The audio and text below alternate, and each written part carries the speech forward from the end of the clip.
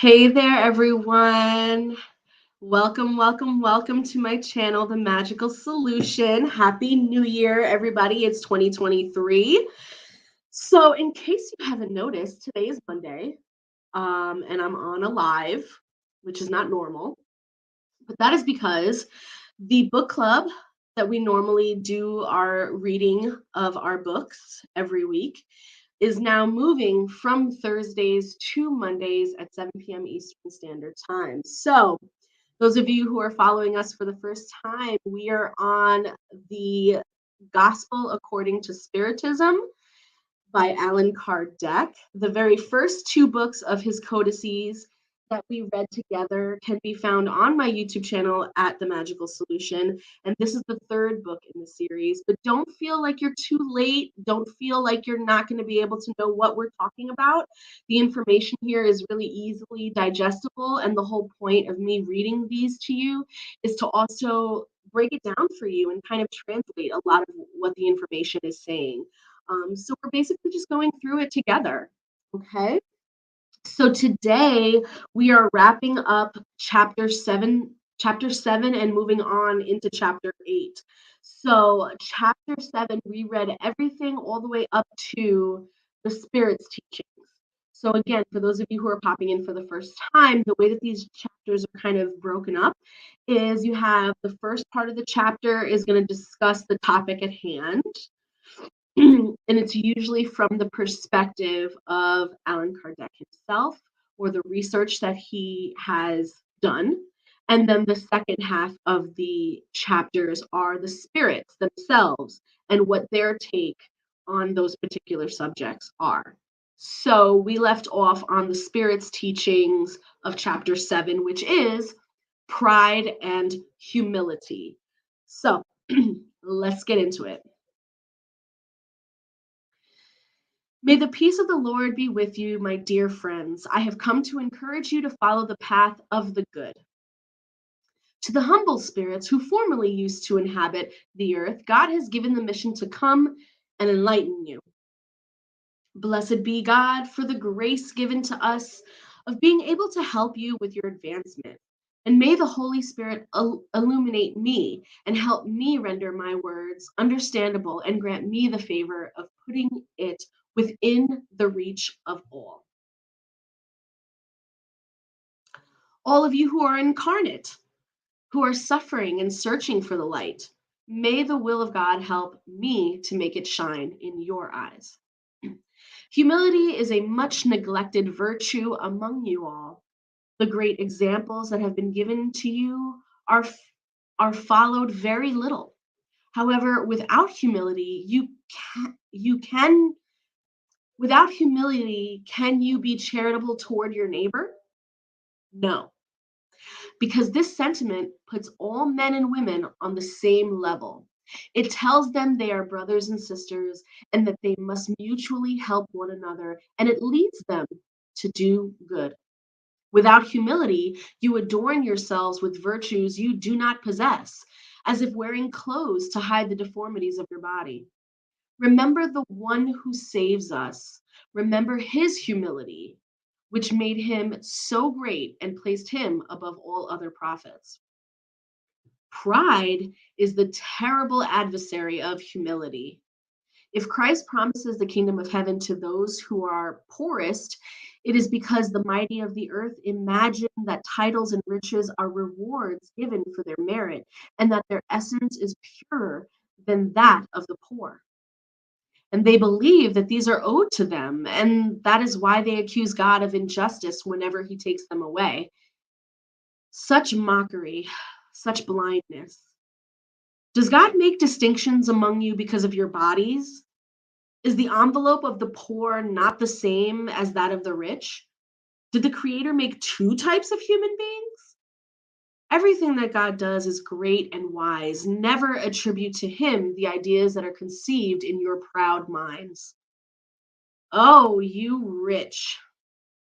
While you sleep under golden roofs and sheltered from the cold, you do not know the thousands of your brothers and sisters who are just like you that are sleeping on straw. Are not the wretches suffering from hunger your equal? These words are revolting to your pride, and I know full well. You may agree to them, the alms, but to fraternally shake hands with them, never. What, you say? I, a descendant of noble blood, one of the great ones on the earth, equal to those wretches in rags? A vain utopia of the so called philosophers. If we are equal, why has God sent them so low and me so high? It is true that your garments are scarcely the same. However, undress both of you, and what difference would there be between you? Nobility of blood, you will say, but chemistry has not found any difference between the blood of the nobleman and that of the feld, or between that of the master and that of the slave. Who says that you yourself were not once impoverished and unfortunate like them? That you did not beg for alms? That someday you will not beg from those whom you despise today? Are riches eternal? Do they not end with your body, the perishable envelope of your spirit? Oh, apply some humility to yourself. Set your eyes upon the reality of the things of this world, upon what leads to the greatness on one hand and humiliation on the other.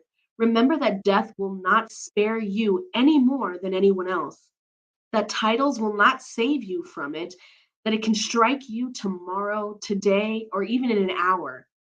And if you shroud yourself with pride, oh, then I feel sorry for you because you are worthy of pity. You proud.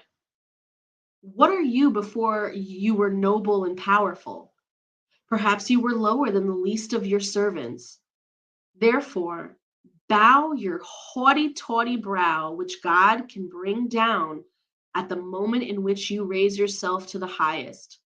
All humans are equal on the divine scales, and only their virtues will distinguish them from one another in God's eyes. All spirits are of one and the same essence, and all bodies are made of the same substance. Your titles and your names do not change them in any way. They remain in the grave, and they do not give you the bliss promised to the elect. Charity and humility are their titles of nobility. Poor creature, you are a mother. Your children are suffering. They are cold and hungry, bent under the weight of your cross. You go and humiliate yourself so that they might have a piece of bread. I bow down before you. How nobly holy and great you are in my eyes. Hope and pray. Happiness is not yet of this world. To the poor and oppressed who trust in him, God gives the kingdom of heaven. And you, young maiden, poor child, given to work and privation, why such sad thoughts? Why do you weep? Lift up your gaze, pious and serene, to God, who provides food to the little birds. Trust in him, and he will not abandon you. The noise of parties, the pleasures of the world make your heart beat fast. You would love to adorn your head with flowers and mingle with the wealthy of this earth. And you say to yourself that, like these women who pass you by, nonchalant and laughing, you too could be rich. Oh, be still, child. If you knew how many tears and nameless sorrows are hidden beneath those embroidered dresses, and how many sobs are muffled under the noise of the joyous orchestra, you would prefer your humble solitude and your poverty. Keep yourself pure in God's eyes if you do not want your guardian angel to return to him, hiding its face with its white wings and leaving you to your remorse without a guide, without support in this world where you will be lost, waiting to be punished in the next. And all you who endure human injustice, be indulgent with the wrongs of your brothers and sisters by remembering that you yourselves are not exempt from reproach. To do so is charity, but it is also humility. If you suffer slander, bow your head under the trial. What does the world's slander matter to you anyway? If your conduct is pure, cannot God compensate you? To courageously bear humiliation from others is to be humble and to recognize that only God is great and powerful. Oh, dear God, must Christ come a second time to earth to teach humans your laws, which they have forgotten? Will he once more have to expel the merchants from the temples as they defile your house, which is a place of prayer only? And who knows, O humankind, if God were to grant you such grace, perhaps you would reject it as before. You would call him a blasphemer, for he would humiliate the pride of modern Pharisees. Perhaps you would make him take up the road to Golgotha once again. Left to themselves when Moses went up to Mount Sinai to receive God's commandments, the people of Israel forsook the one true God. Men and women gave their gold and jewels to make an idol to worship. You civilized men and women, you do the same. Christ left you his doctrine. He provided you with the example of all the virtues, and you have forsaken his examples and precepts. With your passions, you have all made a God to your own liking, according to some terrifying, bloodthirsty, according to others, uncaring about the concerns of the world. The God you have made is still the golden calf that each of you adapted to his or her own tastes and ideas. Wake up, my brothers and sisters, my friends. May the voices of the spirits touch your hearts and be generous and charitable without ostentation. That is, do the good with humility. Let each of you tear down little by little the altars you have erected to pride. In a word, be a true Christian, and you will possess the kingdom of truth. No longer doubt God's goodness when he gives you many proofs of it.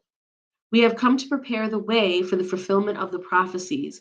And when the Lord comes to give you a more resounding manifestation of his clemency, may the heavenly messenger find you as one great family. And may your gentle and humble hearts be worthy of understanding the divine word that he will bring to you. May the chosen one find on his path only the palm branches laid there before your return to goodness, charity, and fraternity. Then your world will become a terrestrial paradise. But if you remain insensitive to the voice of the spirits sent to purify and renew your civilized society, so rich in knowledge and yet so poor in good sentiments, alas, nothing will remain for us but to weep and groan about your fate. But no, it will not be that way. Return to God your Father, and then all of us who have served for the fulfillment of his will shall sing the canticle of thanksgiving to thank the Lord for his unbounded goodness and glorify him forever and ever. Amen. And this was said by the spirit Lacredare Constantine in 1863. This next spirit is Aldolfo, Bishop of Argyll, from Marmande in 1862. And he writes, O humankind, why do you complain about the calamities that you have heaped upon your own heads? You have despised the holy and divine morals of Christ. Do not be surprised, therefore, that the cup of iniquity has overflowed on all sides. Troubles have become widespread. Who is to blame except yourselves, who incessantly seek to crush one another? You cannot be happy without mutual benevolence, but how can benevolence exist with pride? Pride is the fount of all of your ills. So devote yourself to destroying it if you do not want to perpetuate its devastating consequences. There is only one way offered to you for this, but it is foolproof. Take it as your invariable rule of conduct, the law of Christ. The law you have rejected or falsified in its interpretation. Why do you hold such high regard for whatever shines and enchants the eyes rather than what touches the heart? Why is the vice found in opulence the object of your adulations, while you have only a look of disdain for the true merit that lies in obscurity? Let rich debauchees, lost in body and soul, appear anywhere, and all doors are open to them, and all eyes are on them, whereas hardly anyone will concede a gesture of greeting to a moral person who lives by their labor. As long as the consideration granted to persons is measured by the weight of the gold that they possess or by the name that they bear, what interest could they possibly have in correcting their deficits or defects? The opposite would occur if the defect of gold were criticized by public opinion in the same way as the defect of tatters. Pride, however, is indulgent toward anything that pleases it. This is a time of cupidity and money, you say. No doubt about it. But why have you let material needs encroach on good sense and reason? Why does anyone want to rise above his or her brothers and sisters? Society today is suffering the consequences of this fact. Do not forget that such a state of things is always a sign of moral decadence. When pride reaches extremes, it is an indication that a downfall is close at hand, for God always punishes the arrogant. If he sometimes allows them to ascend, it is to give them time to reflect and mend their ways under the blows that he gives to their pride from time to time, from time to time in order to warn them. Instead of humbling themselves, however, they rebel. Then, when their cup is full, God brings them down suddenly, and their downfall is all the more terrible the higher that they have ascended. Poor humankind, whose selfishness has corrupted every pathway. Take heart once again, nonetheless. In this infinite mercy, God has sent you a powerful remedy for your ills, an unexpected aid in your affliction. Upon your eyes to the light, there are souls of those who are no longer on earth and who have come to call you to the real duties. With all the authority of their experience, they will tell you how the vanities and grandeur of your temporary existence are a small thing in comparison with eternity. They will tell you that the greatest is the one who was the humblest among the small of your world, and those who loved their brothers and sisters the most are also those who will be loved the most in heaven, and the powerful of the earth, if they abuse their authority, will be reduced to obeying their servants. That, in short, charity and humility, those two sisters who walk hand in hand, are the most effective means for obtaining grace before the Eternal One. We are now on the subsection of the last spiritual teaching entitled The Mission of an Intelligent Person on Earth. And this was said by the spirit Ferdinand, a protector, in Bordeaux, France, in 1862. Ferdinand says, "Do not pride yourself on what you know, because such knowing has very narrow limits in the world on which you dwell. But even supposing you were one of those distinguished personalities on this globe, you would still have no right to flatter yourself. If, in his designs, God has enabled you to be born into an environment where you are able to develop your intelligence, it is because he wills for you to employ it for the good of all. It is a mission he has given you, putting in your hands the instrument that will help you, in your turn, to develop the intelligence of lagging behind and lead them to God. Does not the nature of that instrument indicate the use to be made of it? Does not the hoe that the gardener places in the hands of his helper show the helper that he must till? What would you say if this helper, instead of working, raised the hoe in order to strike his master? Would you say that it is horrible and he deserves to be dismissed? Well, then, does not the same occur with those who use their intelligence to destroy the idea of God and providence amongst their brothers and sisters? Do they not raise against their master the hoe that was given to them to till the soil? Do they have a right to their wages, or do they deserve to be expelled from the garden itself? Do not doubt that they will be expelled, and they will trudge through miserable lives full of humiliation until they bow before the one to whom they owe everything. Intelligence is rich in merit for the future, but on the condition that it is employed rightly. If all people who have been given it used it according to God's designs, the Spirit's tasks of enabling humankind to advance would be easy. And unfortunately, many make of it an instrument of pride and perdition for themselves.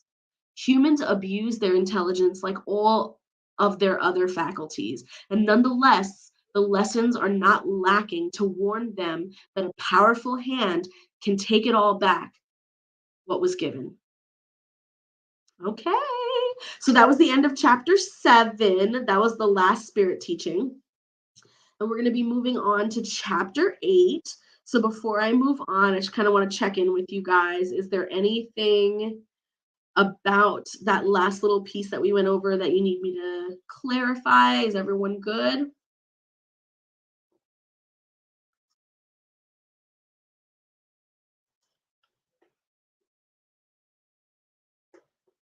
Oh, Happy New Year. Hey, Glitter Muffin.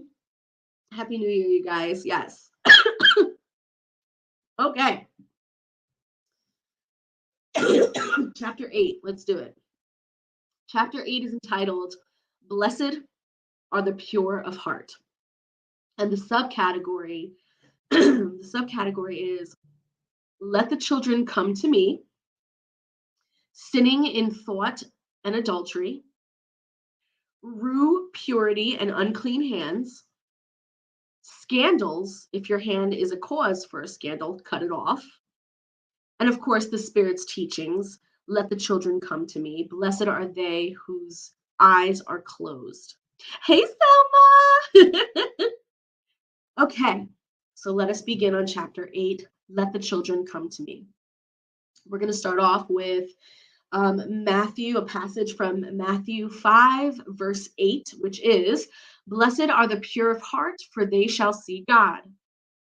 Matthew chapter 10, verse 13 through 16. Then some children were presented to him so that he would touch them, but as his disciples kept away with scolding words those who were being presented, Jesus was displeased and said to them, Let the children come to me, and do not hinder them, for the kingdom of heaven is for those who are like them. Verily I say to you, anyone who does not receive the kingdom of heaven like a child will not enter it. And embracing them, he blessed them, placing his hands upon them. Okay. So that's a part of the gospel that we're looking at, and what we're going to be interpreting, what the spirits are going to be interpreting. So purity of heart is inseparable from simplicity and humility and excludes every thought of selfishness and pride. That is why Jesus uses childhood as a symbol of such purity, just as he uses it as a symbol of humility. But this comparison might not seem just, considering the fact that the spirit of a child may be quite old, and that upon being reborn to corporal life, it brings with it the imperfections that it had not gotten rid of in its previous existence. Only a spirit who has reached perfection could give us a model of true purity.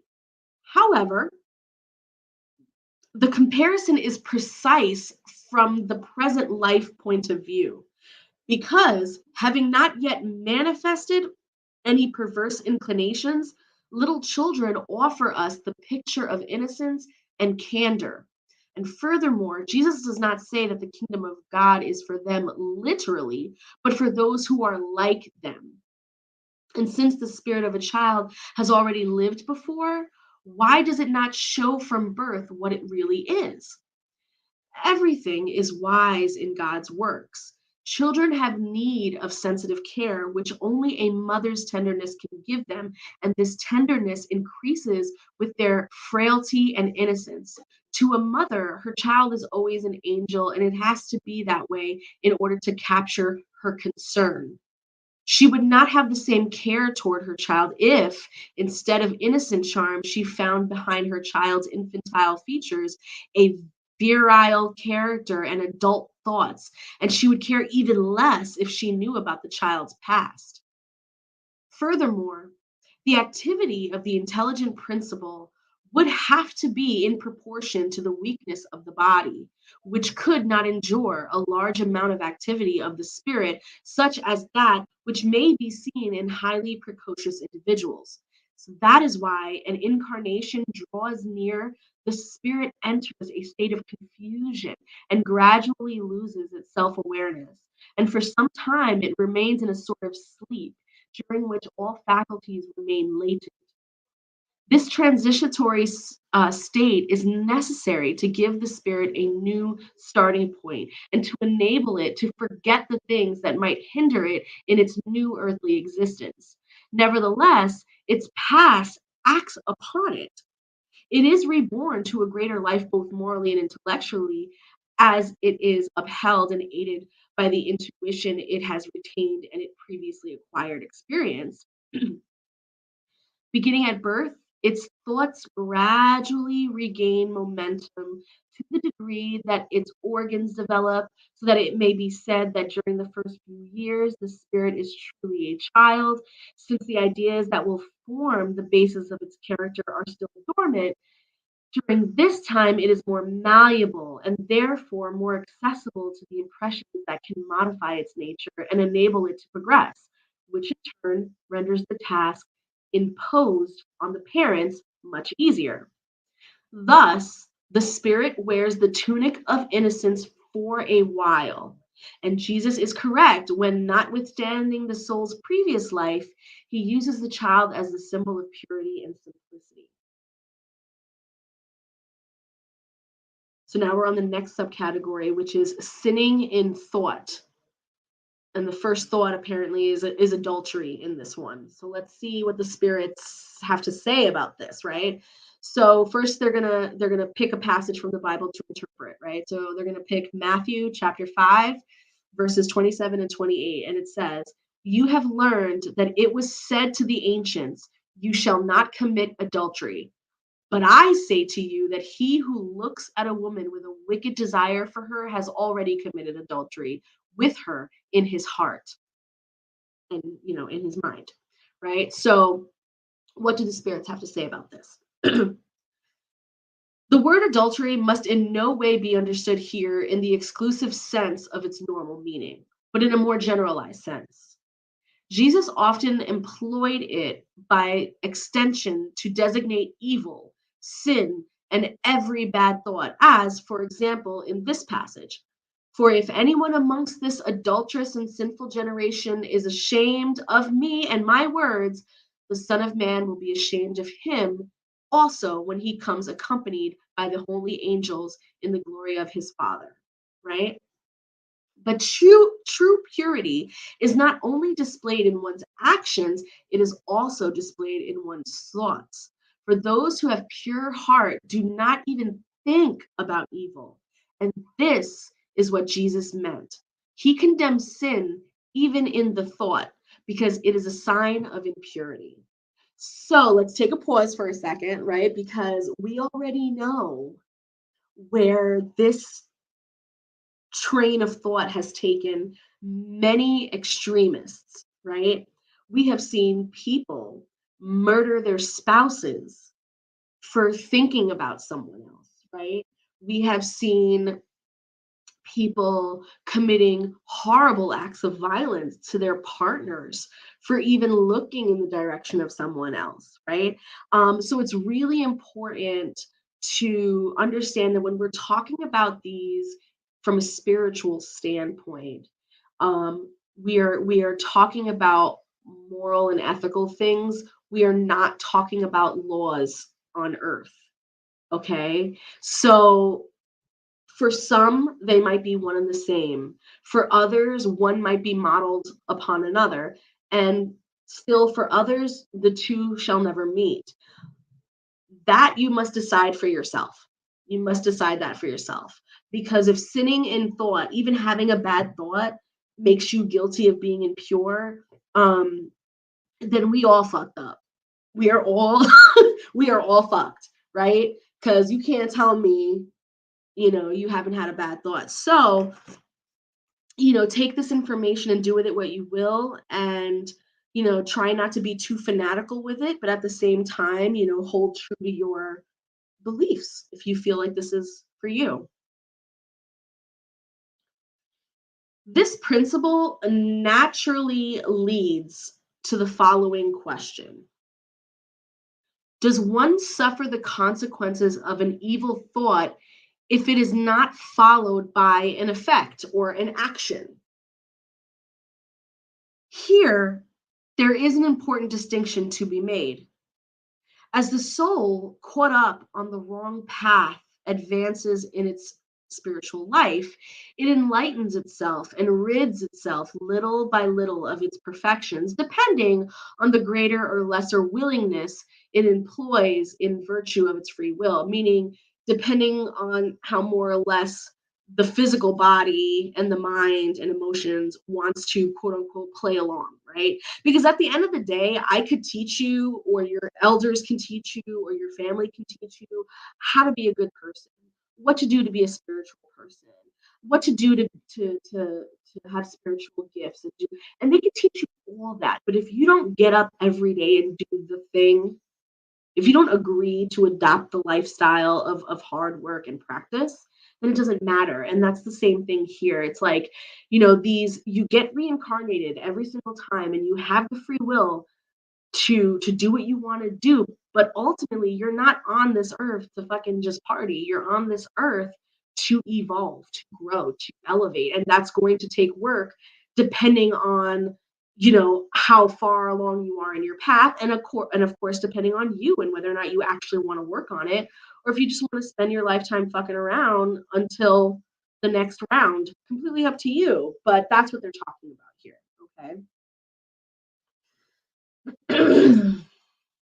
Every evil thought, thus, results from the soul's imperfection. However, depending on its desire to purify itself, even an evil thought can become an opportunity for advancement if it forcefully rejects it. This indicates an effort to wipe away a stain. Hence, it will not yield if presented with an opportunity to satisfy an evil desire. And after having resisted it, it will feel much stronger and happier with its victory. On the other hand, the soul good, that has not made good resolutions, seeks an opportunity for an evil act. And if it does not actually commit one, it is not because of its will, but because it lacks the opportunity. Consequently, it is as guilty as if it had actually committed it. Okay. So, a sinful thought, according to the spirits of Spiritism, a sinful thought can be an opportunity for growth as long as you take that thought and you reject it and you work through it and you do your therapy and you do your practice, right? You can even say that a sinful thought can be forgiven even if the opportunity to fulfill that evil thought presents itself. As long as you reject it and you don't do the thing, you're good. On the flip hand, if you have an evil thought and you continue to entertain it, or you yourself seek out an opportunity to fulfill it, or if the opportunity presents itself for you to fulfill it and you take it, that makes you guilty of the sin. Does that make sense? Hopefully that makes sense. So now we are on the subject of true purity and unclean hands. Now, before we go any further, I try so hard. I really, really, really do. I tell my students, I tell my trainees, I tell if I'm getting interviewed by someone, if any opportunity I have to say, I will say this. This conversation around purity needs to be spoken about very carefully because the idea of Christian purity is a very harmful and uh, just an awful approach that has been completely bastardized and made into a bigger thing than it needed to be, right?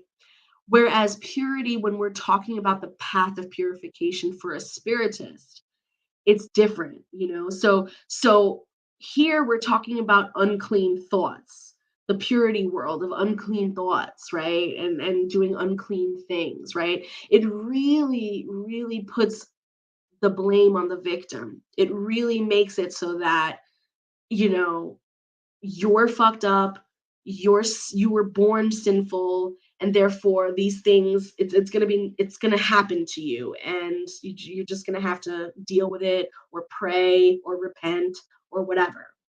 Spiritism is not so much like that. Spiritism is more like, look, we none of us is perfect, that's why we're here. If we were elevated, we would not be on this plane. We would be in an elevated plane of existence.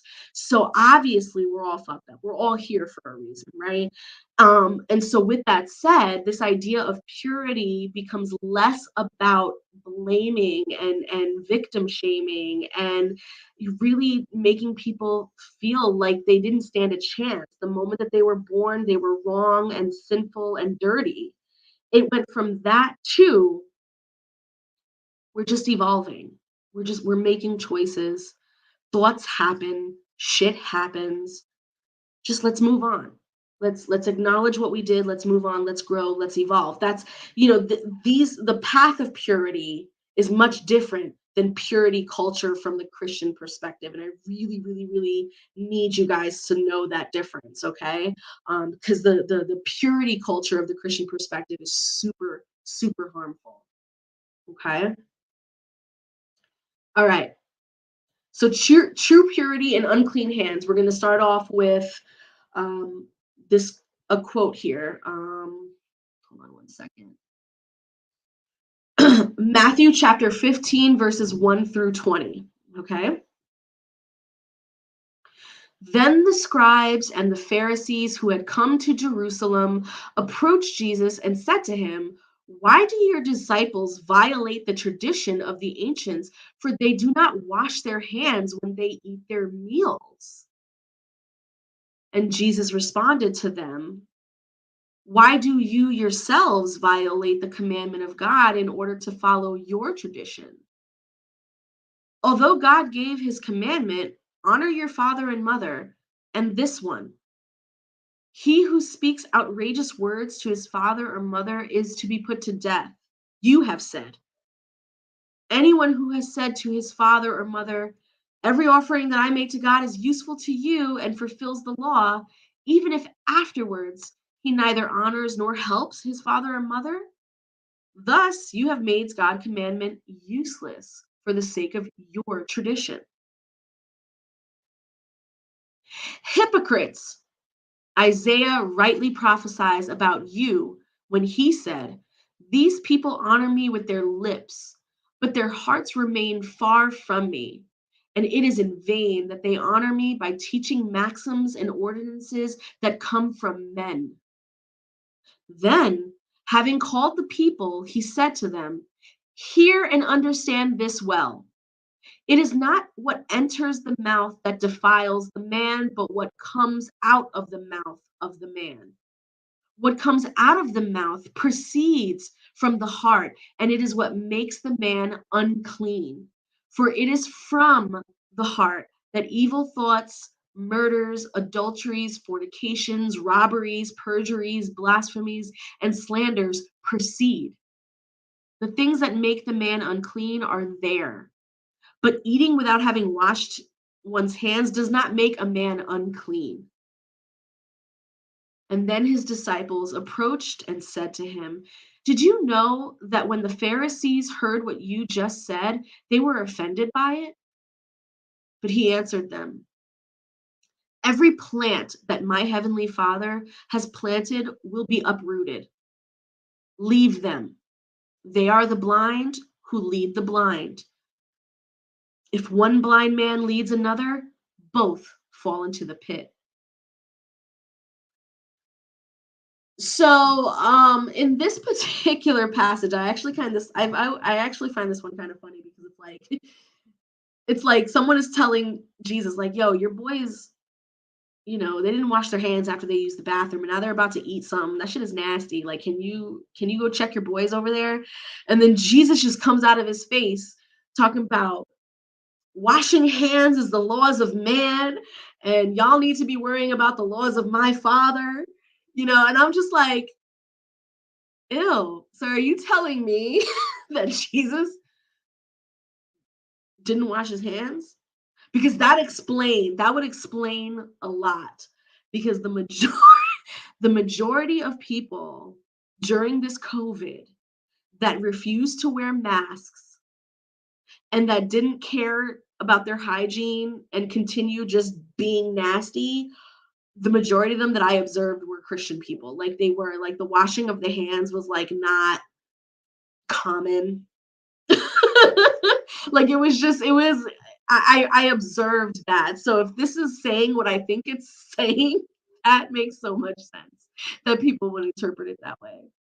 But no, for really real, what Spiritism really wants you to understand is that, you know, a pure spirit, a clean spirit, is those who kind of follow sort of the maxim of the Buddhist maxim of like being in the right path, meaning like your words are right, your actions are right, your thoughts are right, in the sense that, like, if you're walking in a crossroad, you're down the middle, and your actions and your words and your thoughts are clean, they're pure, they're of service, they're of charity, um they're of God. When you are in that space, you are embodying this clean spirit. You are elevating yourself to being a clean spirit, and it's not necessary like a physical cleaning. So this is another distinction between Spiritism and Espiritismo. All right, for those of you who may not have known this. So one of the bigger distinctions of Spiritism and Espiritismo, as it is practiced, especially those who see it more so as a religion and not so much as a philosophy of psychic development, the big difference that you'll see is these acts of purity. So in Espiritismo, they really, really emphasize spiritual baths, cleansings, smoke cleansings, water cleansings, herbal cleansings, all this idea of just cleaning the spirit, protecting the spirit, blessing the spirit, grounding the spirit, all the things that we seek, right? This is something that Espiritismo really, has incorporated very well into their practices. Whereas in Spiritism of the European side, does not. That's not what they're referring to. They're more referring to sort of the intellectual slash moral um, purity. Okay. um what Espiritismo has done, which I find beautiful, and I'm speaking about Espiritismo in a very generalized framework right now, because Espiritismo is very diverse, and each island has their variations of Espiritismo in the diaspora as well. So when we look at Espiritismo, the reason why a lot of this physical purification, physical cleansings are usually done, is because that is more rooted in our ancestral practices. The ancestral practices of the Caribbean, of the Arawak, the Taino, Malingo, all of them, these are people of high hygiene practices. They are people of the water. Okay. They would take showers in their waterfalls several times a day. They were constantly anointing themselves with, oils and powders and perfumes from the different flowers. They were constantly placing oils in the hair and brushing the hair and constantly cleaning their bodies. Now, this was done long before, you know, we had these various cultures coming into the islands to influence the indigenous peoples. And the indigenous peoples of those times were very, very clean people. So when Espiritismo was sort of, uh, building its momentum and really sort of adopting a lot of influences from Africa, Japan, and from this place and that place, one of the things that was taken was the indigenous cleanliness practices and adopted very easily into the spiritism. Um, so that you'll see that a lot. You will see that a lot. And so this is why this particular passage might be a little controversial when it comes to Espiritismo more so than European Spiritism, because Jesus here is kind of making fun of them. He's saying, washing your hands, like that's the law of man. Like, why are you, you know what I mean? You should be worried about what God is, the commandments are. And someone who's an espiritista like myself would argue and say, no, no, no, no, no. Unclean hands, having an unclean physical body is just as unholy as having an unclean spirit. And this is why we take care of our temples. This is why we take care of our body. There's You'll see a very strong, strong line put in the sand between European Spiritism and Caribbean Spiritism, and that line very much is all about spirit versus flesh, right?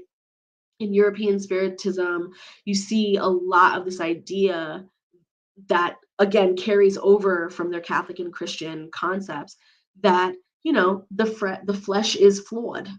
It's sinful, it's dirty, it's broken, it's decaying. The minute you were born, you start dying. Like it's like this whole very morbid view on the skin, and it's like this desperate need to use your spirituality to sort of elevate your spirit and your emotions and your thoughts away from the physical body. Whereas in the Caribbean and in a lot of the BIPOC traditions, it's more about entering your body and diving deeper into the experiences of the flesh and understanding the various responses that the body has to the environment, because to us that is just as holy. Nature is holy, the flesh is holy. And it's part of a holistic system. It shouldn't be separated and it shouldn't be othered. So as we go through the doctrines of the Spiritist codexes, I really want you to keep that in mind. Those of you who practice Spiritism, Spiritualism, or Spiritismo, whatever your background is, really, take these passages and pick them apart so that you understand why your particular practice thinks the way that it thinks. Because it's all stemmed from here. It's a little different when you go from place to place, right? So it is now 7:50. Normally I like to stop about 10 minutes, 15 minutes prior. So I'm going to wrap up this particular paragraph area and then we will take questions. Okay. Any questions that you guys might have. So now we're on the last part of this, and the last part of this little section, which was the true purity, unclean hands. So he's going to be quoting Luke chapter 11, verses 37 to 40. While he was speaking, a Pharisee asked him if he would dine with him in his home. And Jesus went there and took his place at the table. And the Pharisee began to say to himself, "Why did he not wash his hands before dinner?"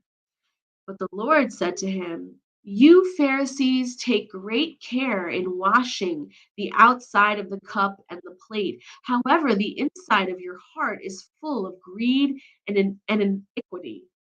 How foolish you are! Do not be he who made the outside also make the inside? So,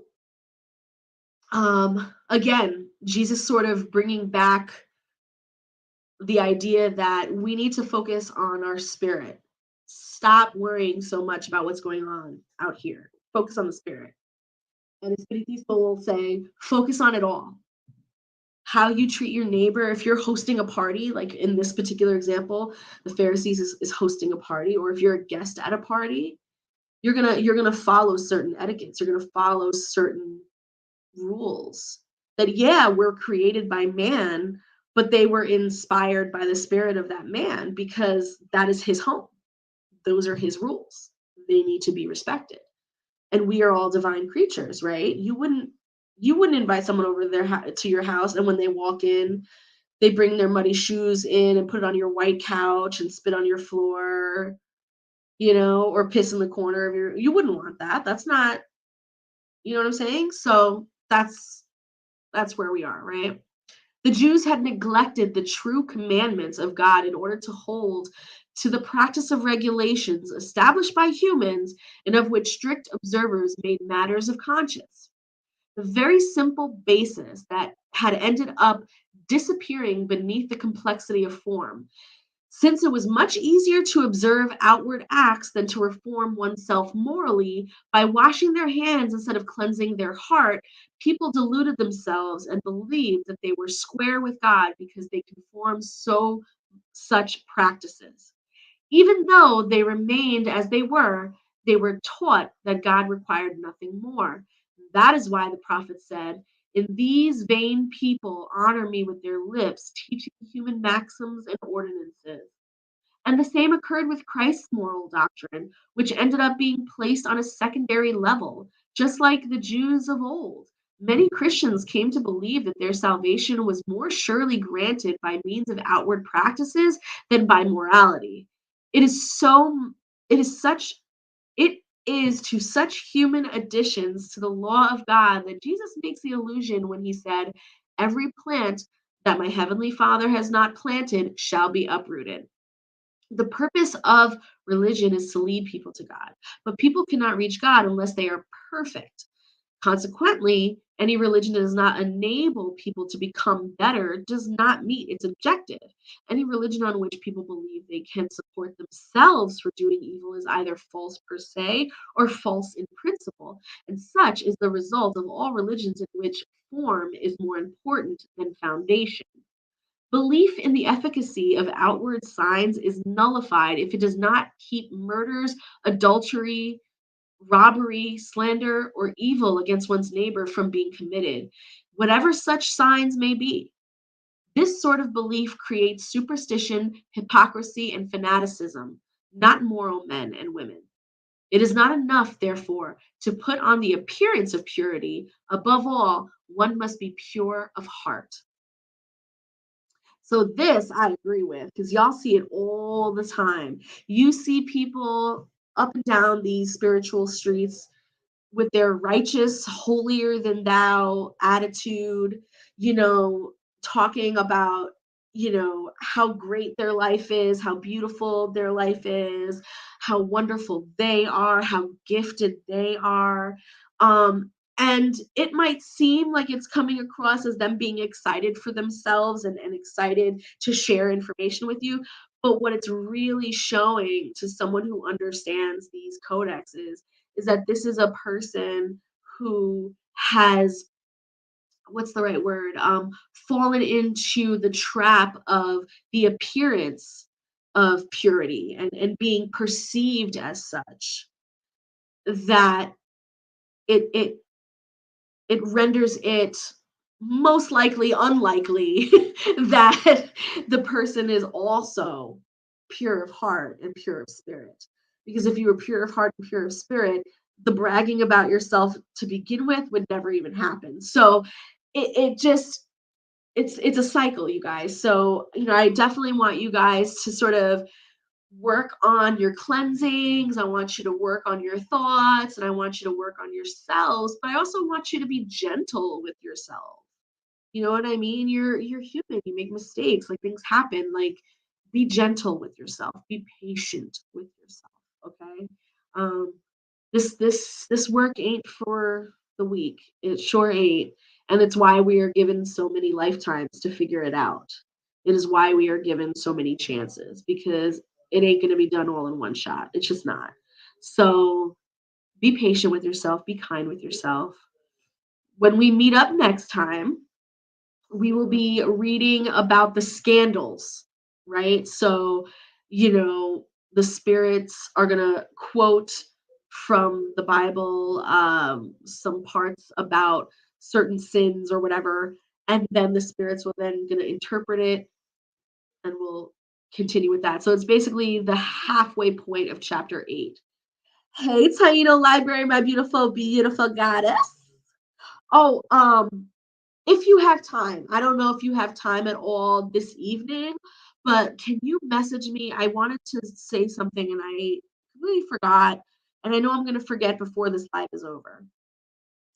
Um, okay, so we are about to wrap it up. Are there any questions about Spiritism, spiritualism, Spiritismo, or any of the chapters that we've read so far, any of the books that we've read so far, specifically anything that we've read tonight? By all means, ask your questions. I will be out. Yeah. On Facebook? Yes. Yes, please.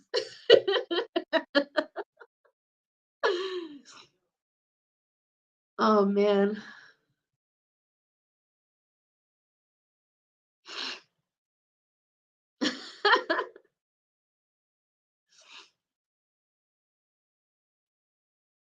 Okay, so we have a question here on YouTube. What is the difference of being pure of spirit and being poor of spirit? As there is a quote that says, "Blessed are those who are poor of spirit, for theirs is the kingdom of heaven." Yes.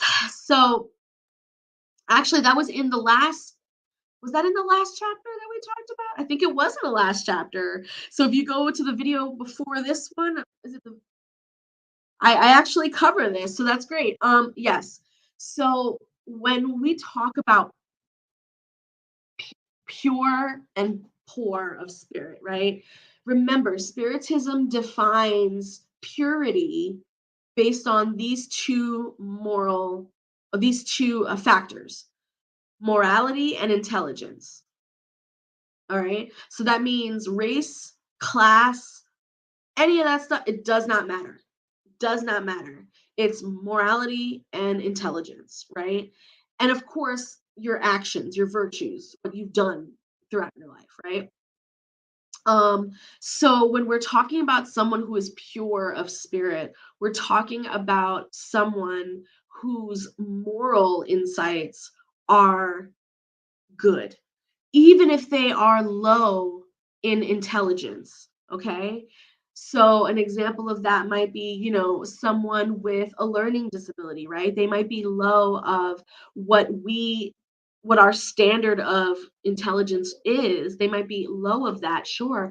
But that person may be such like a morally good person. They might donate every weekend. They might do volunteer work. They might, you know, rescue a bird in their backyard or something. So like because of that, it makes them a pure of spirit, right? So even with low intelligence, right? Now a poor of spirit can be either. It could be low intelligence or low morality is poor of spirit. Okay? But the point is that it's someone who hasn't hasn't gotten the opportunities yet to sort of move forward, if you will, because again, we're not looking at it as a judgment. It's a spectrum, and some people are further along on the spectrum than others. And some people's spirits are poor, not because they're evil or bad people, but because they didn't maybe get that intellectual understanding, or maybe they didn't get that moral understanding, or maybe they didn't, you know, have right thoughts and right choices and right, whatever's. And that's what spiritists are for, not by proselytizing. We're just here to just talk about it out loud, that this is we're interpreting information that's already out there for you. And our interpretations of it hopefully help to lead you in the right direction, whatever that looks like for you. Okay. And that right direction for you will be your definition of what pure spirit is, pure of spirit is. I always want to kind of leave that open. You know what I mean? Why do we cover our heads with a white handkerchief? So, veiling, it's called veiling. Veiling is done all over the world in all different cultures. Some of it is culturally related, and some of it is spiritually related. Some of it is a mixture of both.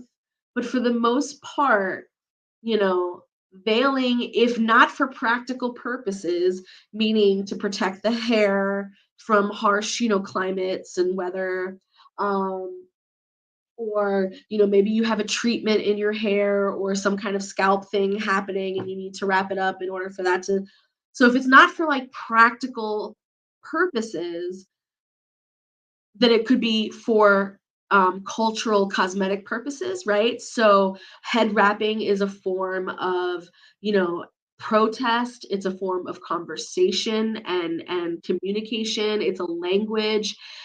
Head wrapping is a form of fashion and style that is very deeply rooted in identity and cultural identity. So, head wrapping with your country's flag colors, etc.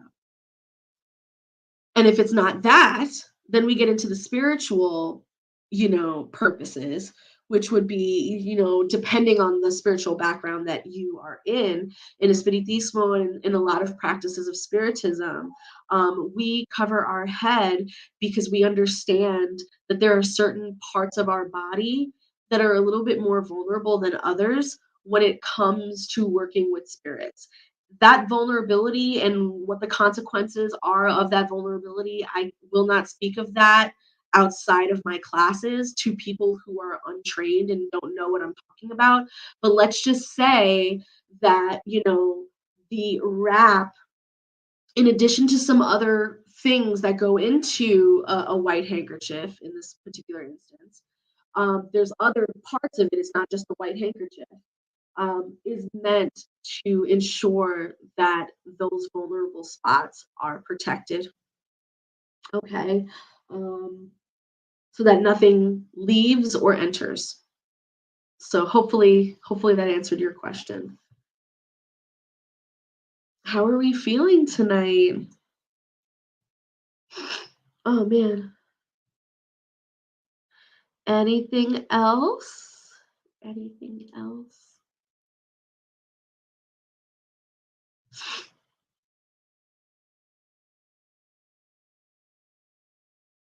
Okay. Well, thank you guys so much once again for hanging out with me. And remember, my book readings have moved from Thursday nights to Monday nights. So now every Monday, 7 p.m.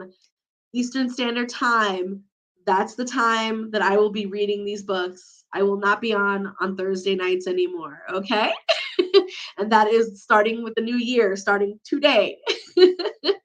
Make sure you like, comment, share, subscribe, have conversations with people about this. I think it's really, really important.